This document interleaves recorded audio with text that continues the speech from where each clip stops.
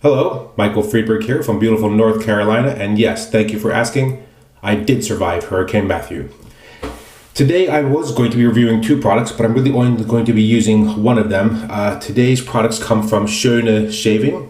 They have sent me a tub of soap. It is an 8-ounce tub of soap. This is the Bergamot, Kaffir Lime, and Patchouli. It is a 8-ounce plastic container. It is a relatively hard soap. You can still indent it with your finger, but in the scheme of things, it's harder rather than like a more of a soft croak. There's a couple things to note about this.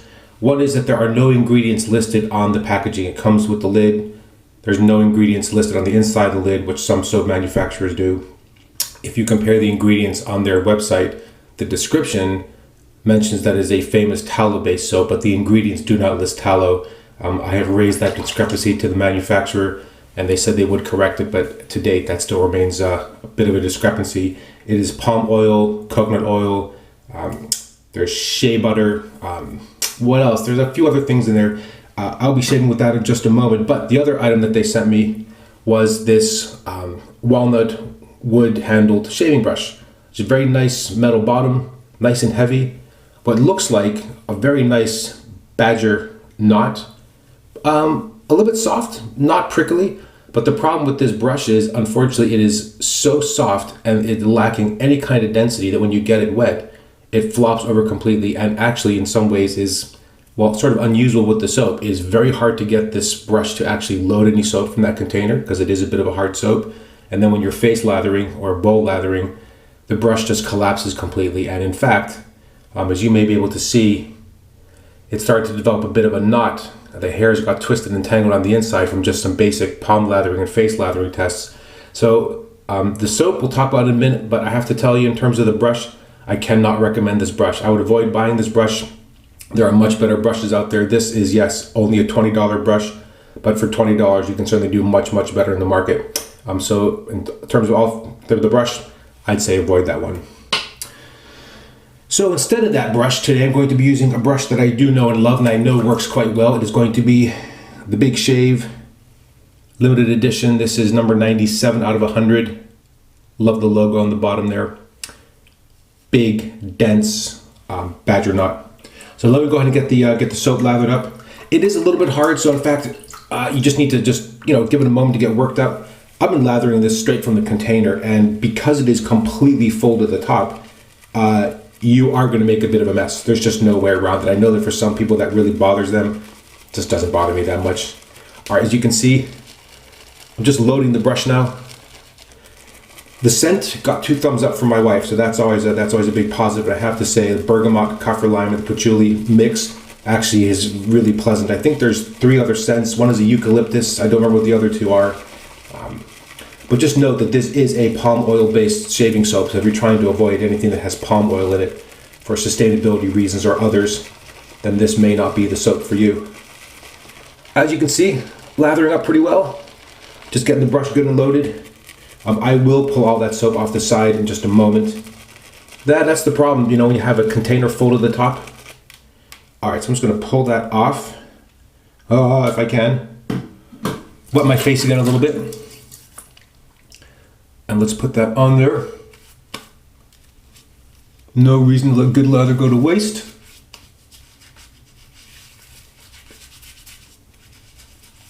There we go. Outside my hand, and then we'll start lathering with the brush, which is also pretty well loaded. Yeah, the first few times I tried to use their brush was a complete failure. Just too floppy. And I can only imagine if you're a new wet shaver and you purchase a product like this, where it's a soap that you don't know, and a brush you've never used, and you're really just new to using brushes and soaps, this would be an exercise in real frustration. That brush just did not work at all, which is a shame because the soap in and of itself is really pretty nice. All right, I'm gonna add a little bit of water to that.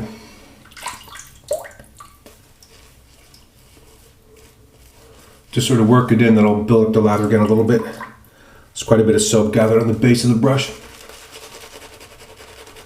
This is 2.5 days worth of growth, or 2 1/4. Today's razor is going to be the first razor that I ever purchased, which we'll get to in just a moment. Almost done here. That looks pretty good. There we go. Yeah, I really quite like the scent on the soap, actually.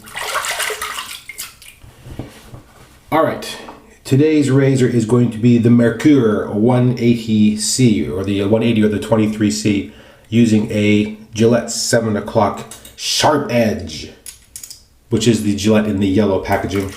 I'd forgotten how much I like these blades. Actually, I've used them in the past and they work really well. This razor is on its, blade is on its 5th use. So yeah, the Merkur 180 23C 3-piece razor with a thin hollow handle. It has knurling, well, it has a textured pattern on it. It is extremely light impressions on the handle, although it does help it be a little less slippery. Yeah, this was the first razor, first safety razor I purchased.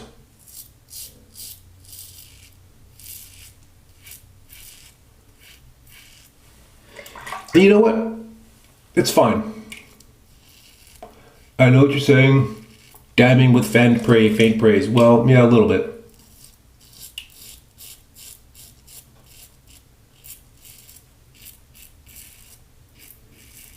I know this gets like very high reviews on Amazon, but can't always go by that. I mean, it works, it's fine. It's not a stellar razor. I've come to realize that the handle, the length is good, but I don't like, in some ways, how thin it is. Yeah.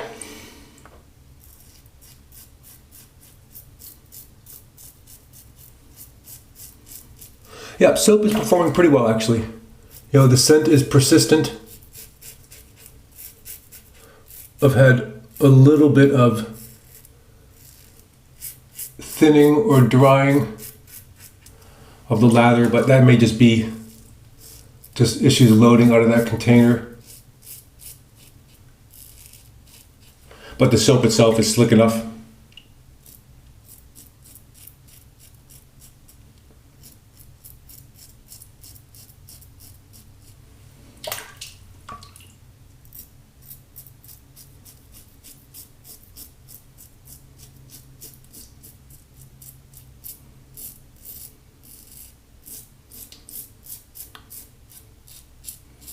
Yeah, these Gillette yellows, 7 o'clock, these SharpEdge, work very well in that razor.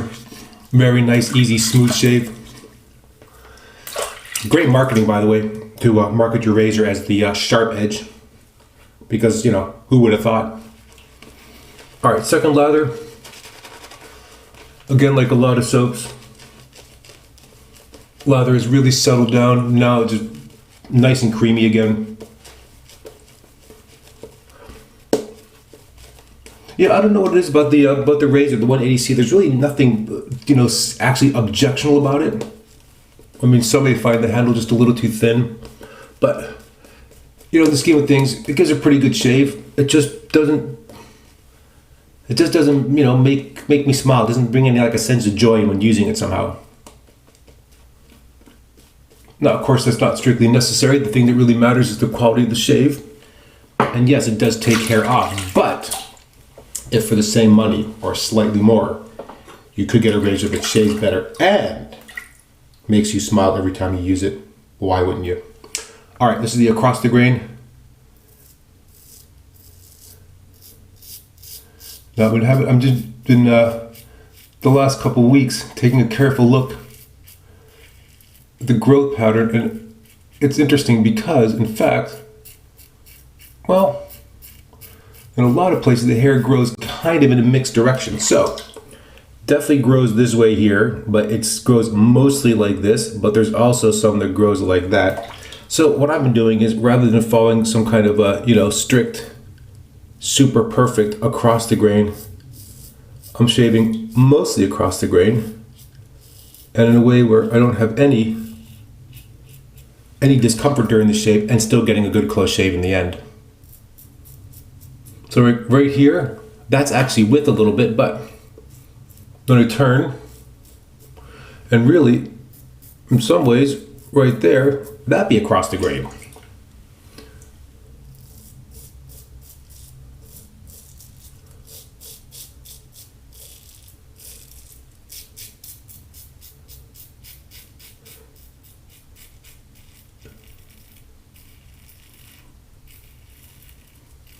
Yeah, and then just turning here because a lot of this hair grows out directly that way, but again, not all of it. And even though this head shape is certainly reminiscent of and very close to the D89, it is not as comfortable on the against and the across the grain passes.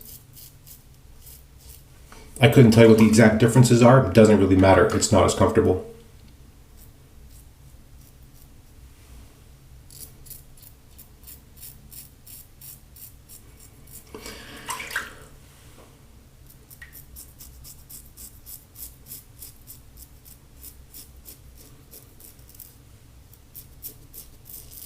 Yeah, soap's doing pretty well.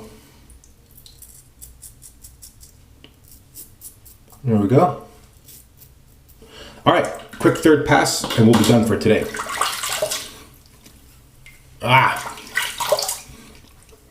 All right, let's see how much is still left in the brush. Well, as you can see, plenty. And this brush does tend to hold on to the lather.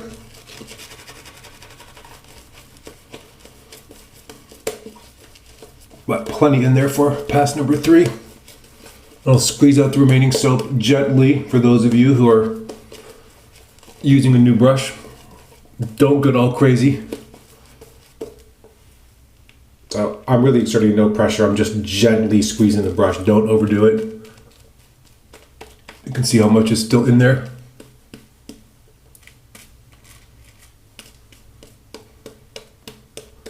It's moments like that when you say something like, squeeze it gently and see how much is still in there, that a person like Eric Sletton is just dying in his chair. John McClellan probably not far behind. Okay.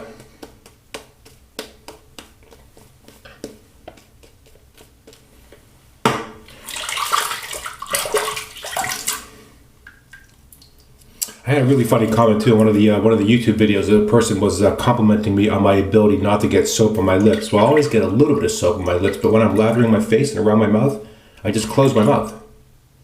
I pinch my lips together, and that prevents soap from getting on there. And then what soap does get on there, just use my fingernail and pull it away. All right, final pass against the grain. Merkur 180, Gillette 7 o'clock SharpEdge. Soon to be known as Dull Edge. I think this will be the last shave on this blade. But I gotta say, very happy with these blades. And in fact, I've got a couple more from I got as part of a sample. And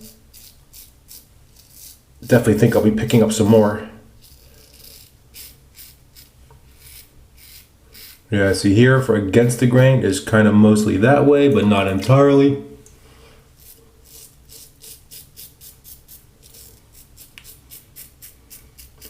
Yeah, right here is where it's really evident. That,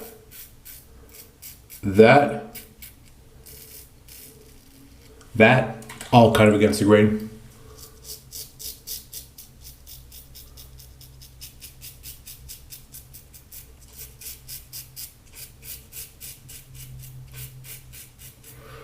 Yeah, the other thing with this razor, although I can buff, it just,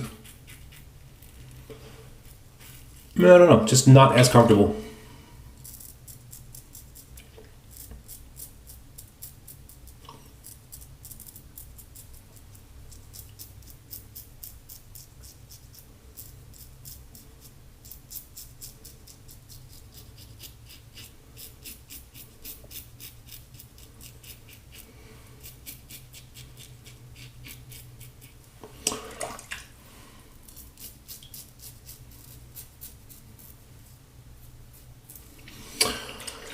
Okay, now, last little bit on mustache.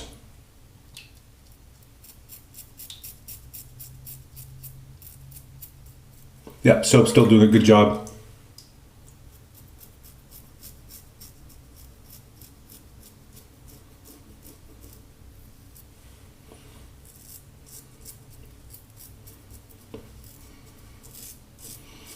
Oh, little nick.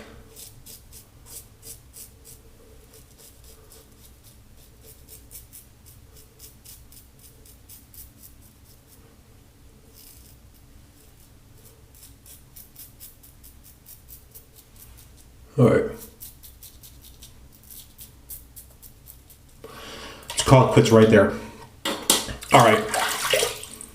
Yeah, the dangers of shaving while you're talking. Very easy to make a little mistake. All right, well, let's rinse off. Get as much soap off as we can. Residual slickness is, it's only fair. It's not great there, but it's not by any stretch overwhelming. All right, let me towel off and put on some aftershave. And we'll do some final thoughts.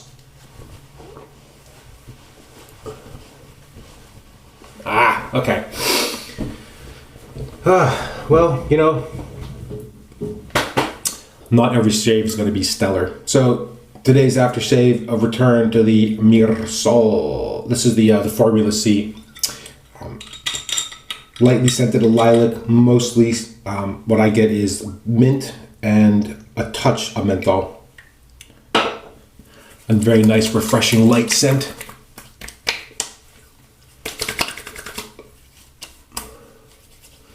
Yep, no burn. Feels good going on. There's always these Myrsol aftershaves. There's a nice feeling of slickness when it goes on. Yeah. Minty with a bit of a floral scent to it. And a nice little quick menthol hit, which only lasts for a little bit. Very nice stuff. Very nice stuff. Okay, well, let's go over the products again. Today, products from Schöne Shaving, which they kindly sent for review.